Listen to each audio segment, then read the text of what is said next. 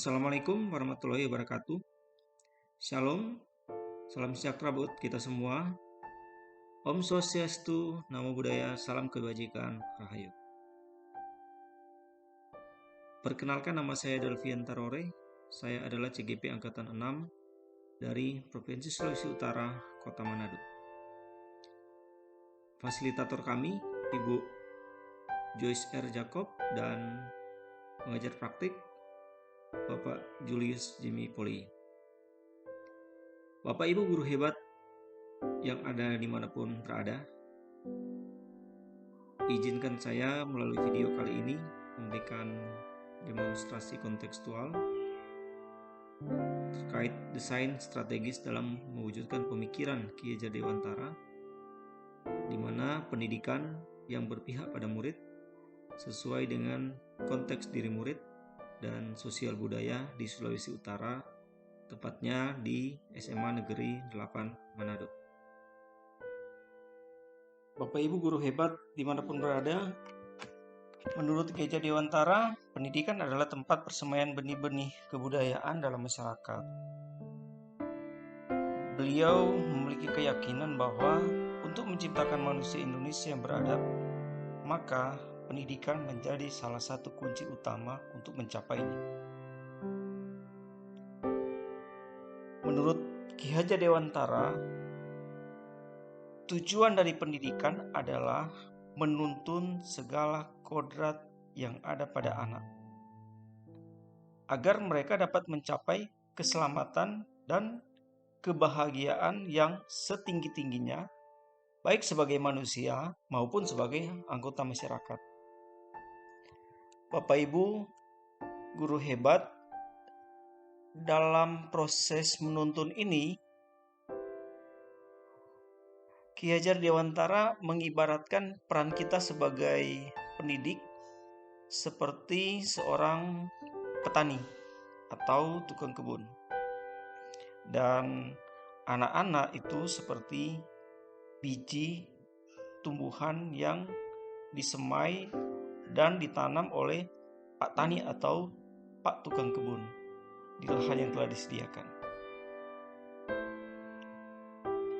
Bila biji, apakah biji jagung, biji padi, itu ditempatkan di tanah yang subur, mendapatkan sinar matahari, pengairan yang baik, maka meskipun biji jagung adalah bibit yang kurang baik atau kurang berkualitas, maka dapat tumbuh dengan baik karena perhatian dan perawatan dari tani.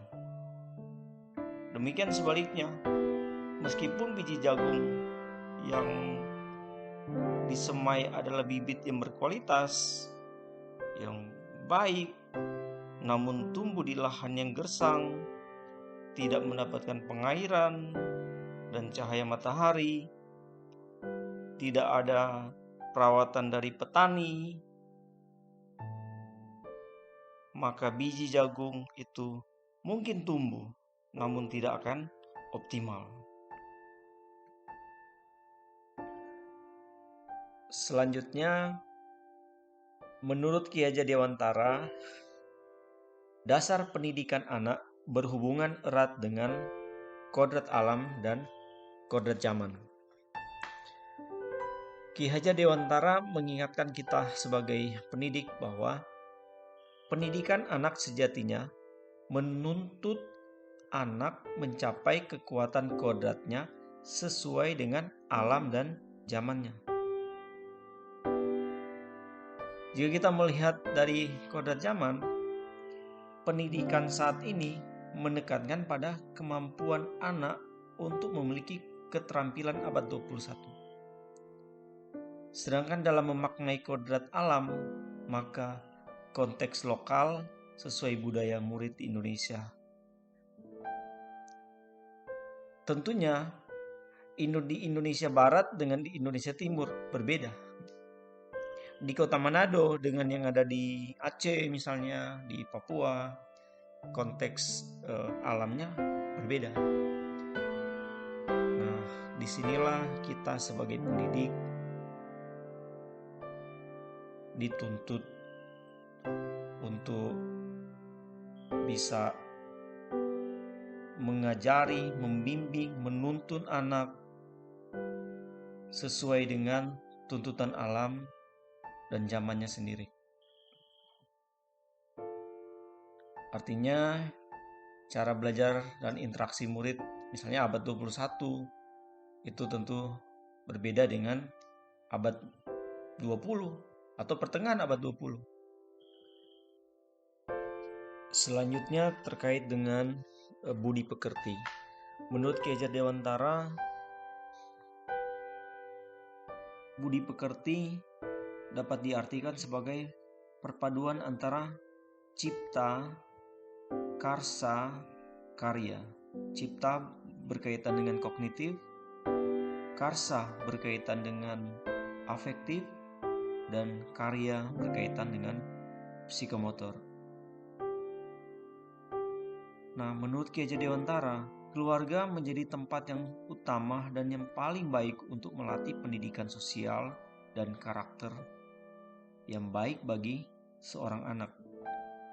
Karena keluarga merupakan tempat bersemainya pendidikan yang sempurna bagi anak untuk melatih kecerdasan budi pekerti. Yang walaupun banyak saya temui juga di sekolah, ternyata keluarga tidak menjadi tempat yang nyaman buat siswa. Anak-anak ada yang broken home, kemudian mereka tidak mendapat pendidikan yang baik di lingkungan keluarga mereka, sehingga mereka tidak mendapatkan sosok ayah, sosok ibu. Disinilah tantangan kita sebagai pendidik, menjadikan sekolah itu sebagai rumah kedua bagi mereka.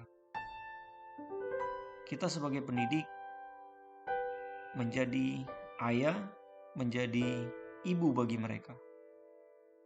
Karena tugas sebagai pendidik, bagaimana kita menuntun mereka, mengarahkan mereka agar hal yang tidak baik diminimalisir dan muncul hal-hal yang baik dalam diri mereka.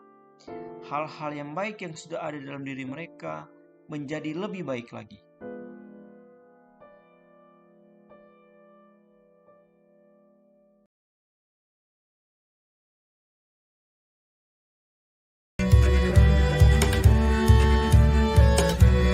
Saat ini SMA Negeri 8 Manado telah memiliki laboratorium komputer.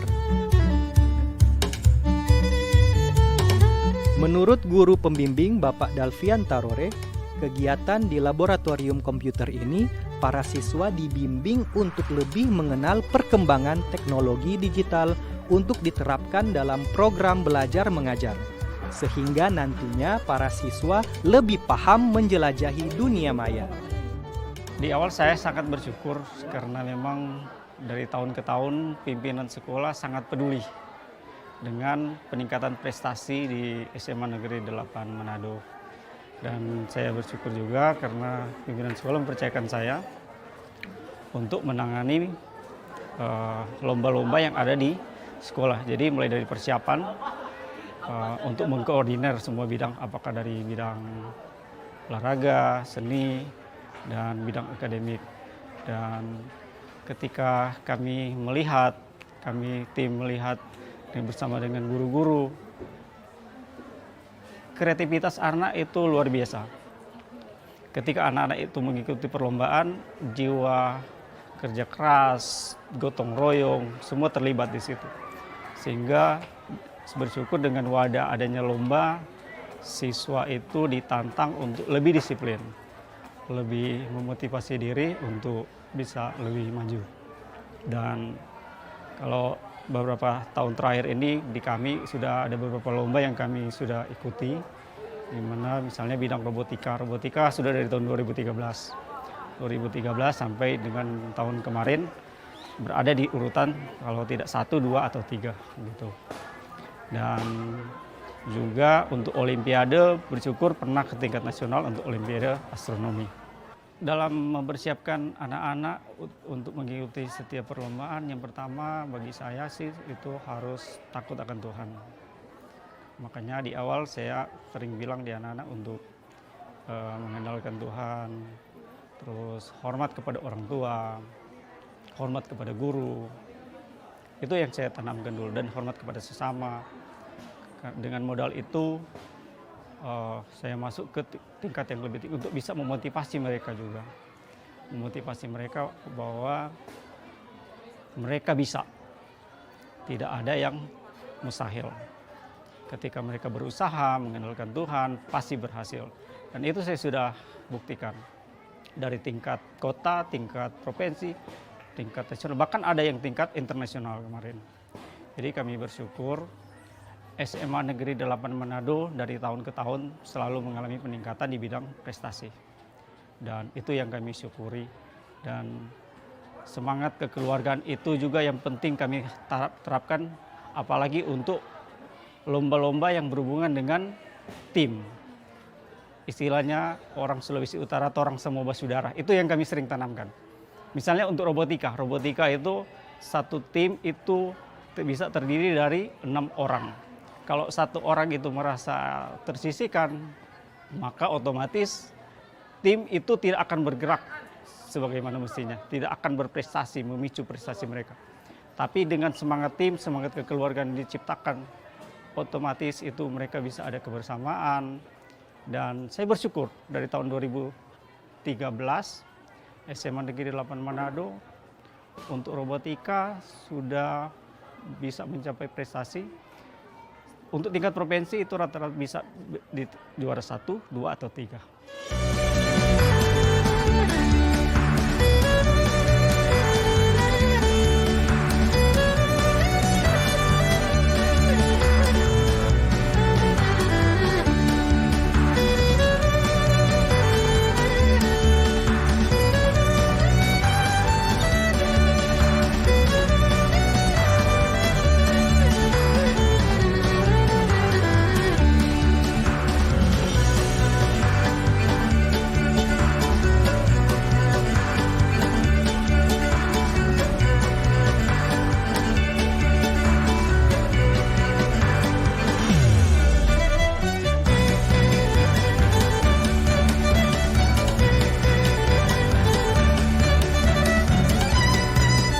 Wah, tidak terasa kita sudah hampir seharian berada di lokasi sekolah SMA Negeri 8 Manado. Udara memang panas, tapi tidak begitu terasa karena di sini banyak pepohonan yang rindang. Suasana ini pula yang membuat para siswa betah melakukan kegiatan ekstrakurikuler seperti basket, volleyball, taekwondo, belum lagi kegiatan di laboratorium bidang eksata seperti biologi, kimia, dan fisika.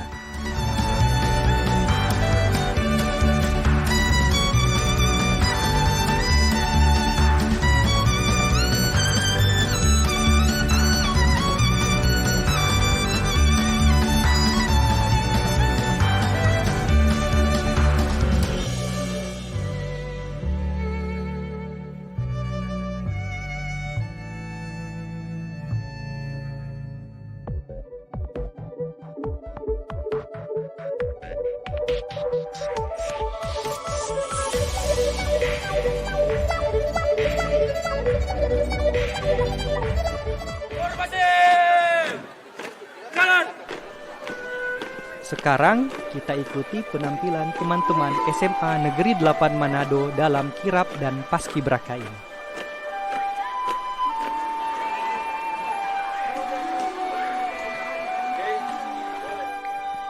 Dalam kirap ini, Kepala Sekolah Ibu Meidi akan menyerahkan piagam penghargaan serta beasiswa kepada siswa kurang mampu dan berprestasi.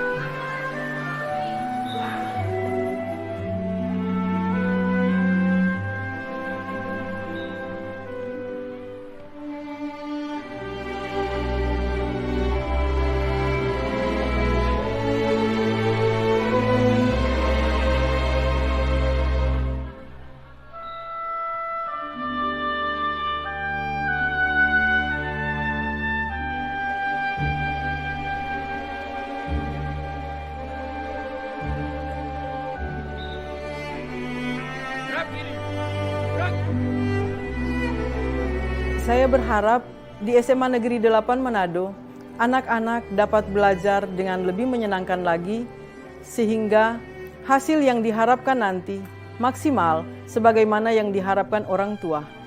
Bukan hanya ilmu, tetapi juga akhlak dan budi pekerti, sehingga dihasilkan anak-anak yang pintar dan juga berkarakter baik.